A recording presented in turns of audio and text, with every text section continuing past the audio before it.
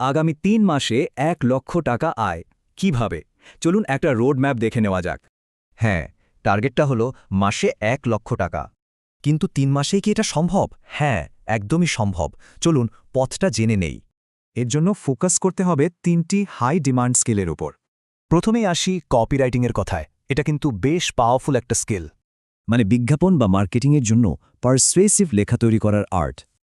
আর মজার ব্যাপার হলো ইউটিউবে মাত্র ৭ ঘন্টার একটা ফ্রি কোর্স করে এটা শিখতে পারবেন। এই কোর্সটা কপিরাইটিংয়ের একদম বেসিক থেকে শুরু করে ইনকামের পথও দেখিয়ে দেবে।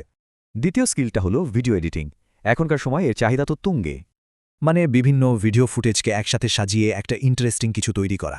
ভাবা যায় ইউটিউবের মাত্র ৪৭ মিনিটের একটা ভিডিওতেই বেসিক থেকে অ্যাডভান্সড লেভেল।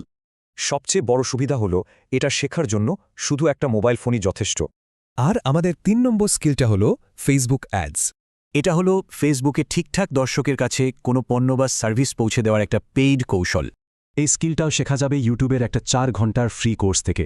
ঠিকমতো শিখতে পারলে কিন্তু এই স্কিল দিয়ে মাসে ৬ অঙ্কের ইনকামও সম্ভব। তো পুরো রোড ম্যাপটা একবার এক নজরে দেখে নেওয়া যাক। এই টেবিলে খুব সহজভাবে সময় আর আয়ের একটা ধারণা দেওয়া আছে। তাহলে প্রথম পদক্ষেপ কোনটা হবে?